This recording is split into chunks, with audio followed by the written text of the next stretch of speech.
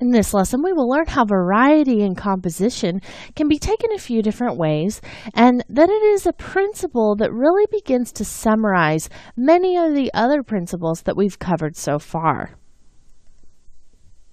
Okay, so I'm right over here in variety under my first example. So I just have variety 1 open up here in my timeline.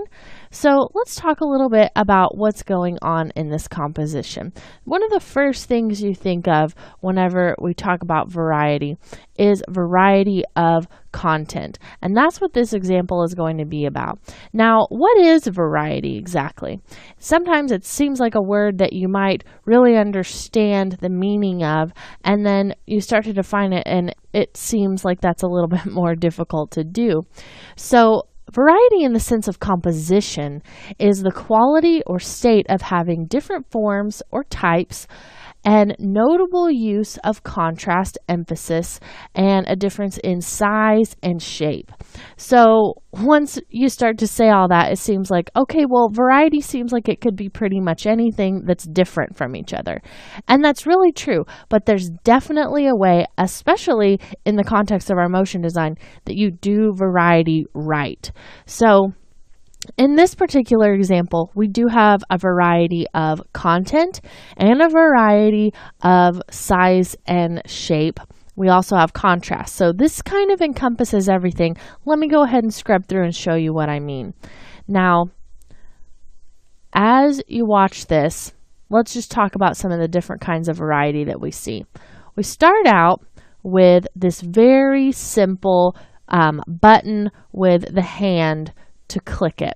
So we start out feeling a large sense of just kind of isolation, very simple, balanced composition right here in the middle. And then once this button is clicked, the background color changes, that button goes away, the hand goes away, and we get this explosion of images from behind the button. So this is a great sense of contrast and variety. We start out with this very balanced composition and move to something still that is balanced, but that feels like it has a lot of depth, lots of different sizes and shape, which gives us a difference in proximity. So things here that are much smaller feel like they're very far away, and it's emphasizing through that contrast this button. So the important thing is the message on our button, and then it kind of gives you, this is what's going to happen when you click this button. So using the variety of those different types really helps to emphasize this point. Now, as we continue to scrub through here, all of that variety kind of moves away and we're left with one single word here, instructors. So the contrast between the variety that you have here and then moving back to that kind of one single message right in the center of the composition really helps to emphasize this is what's important. This is what we're talking about. So by just having a variety of those images, it really helps to emphasize the things that are more simple. So keep that in mind whenever you're building your compositions. You really want to drive a point home. Okay, let's talk about our next example. Come down here to variety 2. We'll double click that. And I'm just going to open that up there so we can watch a quick grand preview of this comp. Now, at first this seems pretty simple, and then we begin to add different elements. So I don't want to talk so much about the variety of the content, even though that's clear. We have lots of different kinds of type. We have a little person here and an old computer. It all feels like it goes together, though. It doesn't feel like this is a great sense of variety of all these different things. It still feels cohesive. I want to talk about the variety in the animation itself.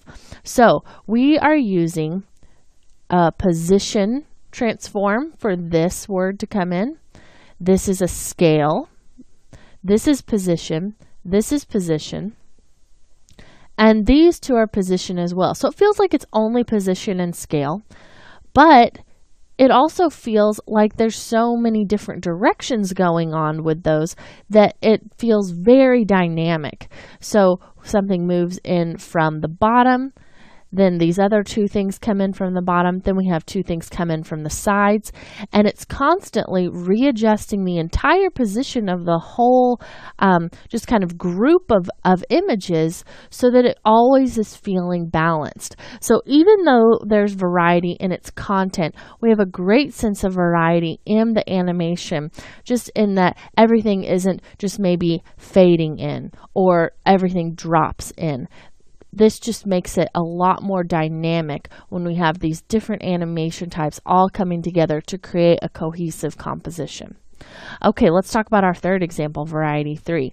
Now, this is one of my favorites because I feel that the variety in the composition types themselves here are very strong. So remember, in our very first lesson, we talked about symmetrical and asymmetrical balance.